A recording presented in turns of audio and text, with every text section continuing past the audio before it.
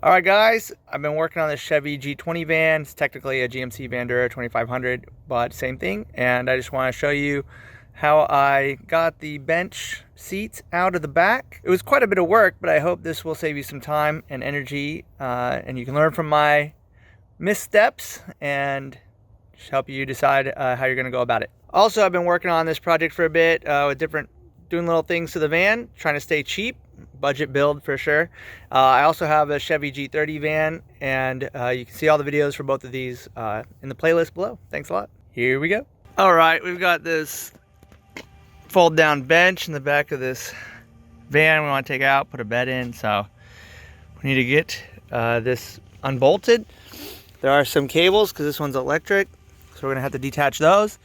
See that there, and then really it's just 4 bolts, which seems to be pretty standard in these conversion vans from what I've seen. Obviously then you also will have seat belts to deal with, but other than that, I think one person just needs to be underneath holding the nut on one side, another person spinning this with the impact wrench. So let's find out. All right, so we're behind the tire above the leaf springs. I believe that this one is probably the seat belt retainer of some kind. I believe that this one and then that one there are the bolts holding the bench. You gotta compare it to where, if there's no other bolts, then it's gonna be obvious, but if you need to compare it to where the window is, you know, where the seat is relative to the window, I'm pretty sure that's it. I don't think they're gonna put them, all this stuff was done after the fact, so I don't think they're doing anything that would require removing suspension to bolt these in. So that's how it was in my other van as well. And all right, well, let's check that. So this one's just to the back of the wheel well, or just not quite to the back of the wheel well, but directly under the window. Let's see. So there's the window.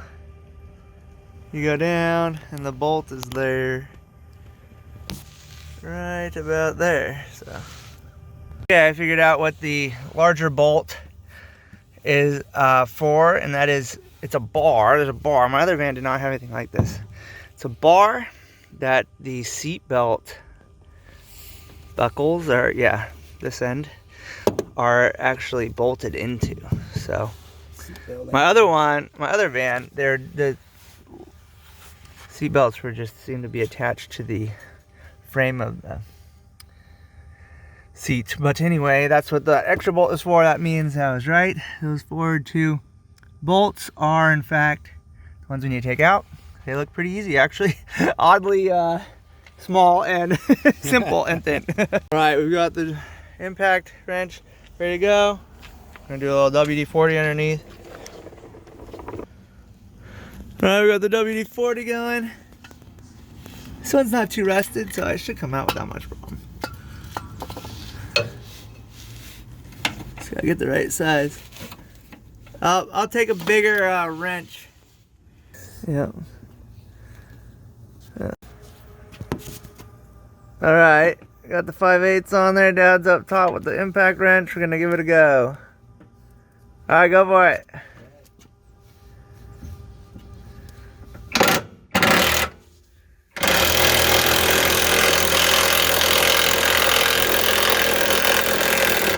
That's coming, go for it.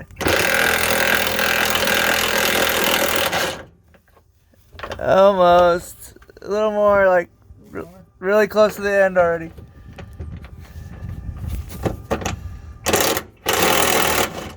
Yep, got it. Alright, hardware's falling off. There you go. Alright, so the front bolt is there. It's still a little bit buried in there, so a little tricky to fit tools since without taking out these wood cabinets, but we're gonna try not to. Unless we got knocked out. This front one's a tiny bit more accessible. I don't know why. Reach your hand through there. What size is it? This the right side? Yeah, that's right. Alright, go for it. Hey. Other way, maybe? Going the wrong way? Yeah, I think so.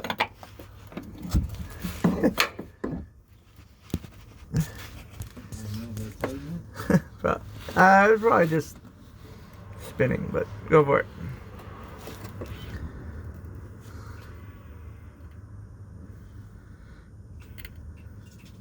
It's going the right way.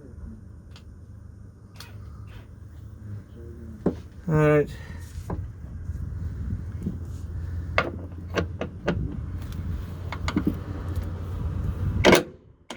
There you go. Go.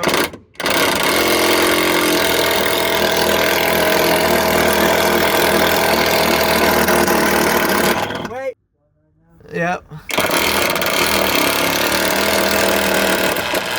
Oh, no. We're doing something wrong here.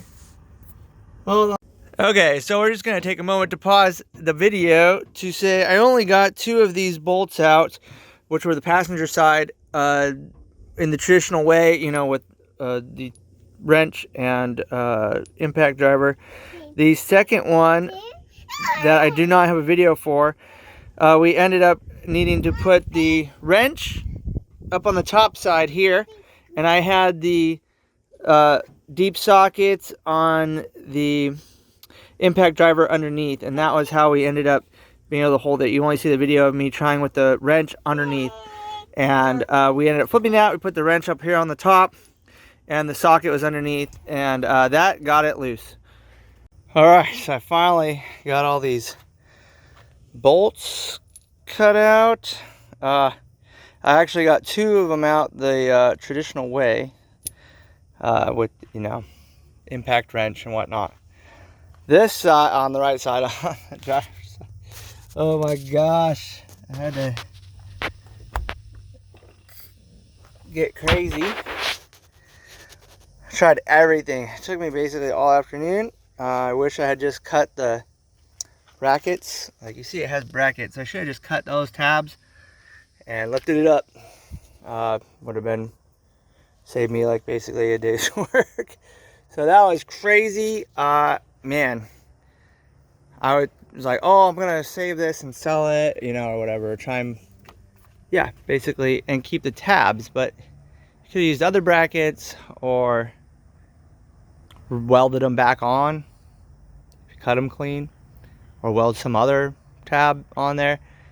Anyway, that was not worthwhile in that sense, time-wise.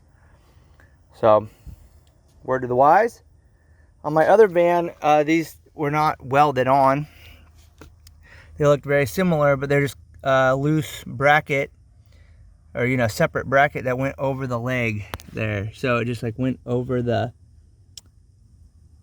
bar, or, you know, the frame of the, let's see, went over the frame and then looked like that, if that makes sense, like a little elbow of some sort that went over the frame and then to the floor. And this one, they're welded to the bench, and you see how simple they are. Could have just redone that. It would have been faster for me to cut them off and then weld them for sure. So anyway, heads up there. It's finally loose though. Can get that out in a moment. Okay, so it looks like the only thing really holding me back now is these electrical connections. So basically, I need to figure out how to get these. Hopefully I don't have to cut them.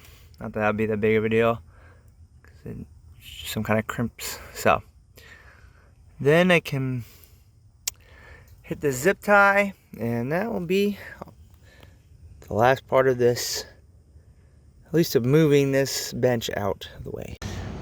All right, so we got that seat out of there. So the seat belts and stuff to deal with, but push the bench up there. Okay, so this upper bolt we ended up grinding off on the top using, you can see the wheel marks from the grinder. We cut the bolt head off basically, and originally I was trying to save, basically be as unintrusive on the carpet as possible, but I realized it's stained anyway and messed up, so it's not that big of a deal. Either we need to take it out, or it's just gonna go along with other parts of the messed up carpet, and it doesn't really matter. It'll be covered by the bed and things like that. So just grinding off the bolt head, I was able to save the bracket of the bench, as you saw. But just using a grinder, 4-inch grinder, I just took the guard off. I was able to reach it.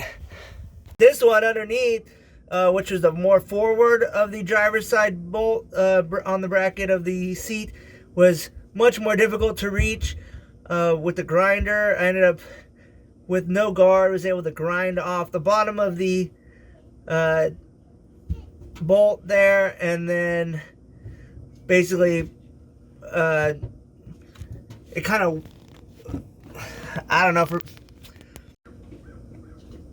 for lack of a better terminology or description, I think I pretty much just was able to unscrew the bolt head out from above with the impact wrench, because it had kind of, what was left of the bolt underneath was basically welded into the metal there, so I was able to get enough torque to get it out from above, even though there was no nut or threads underneath anymore.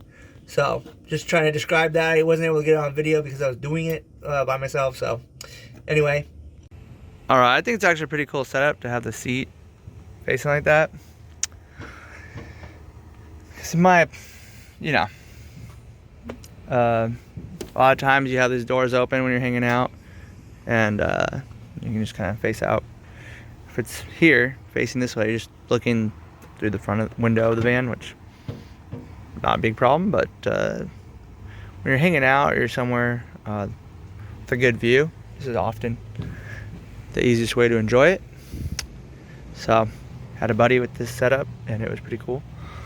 I don't know that I'll be able to leave this bench this way because it is so wide.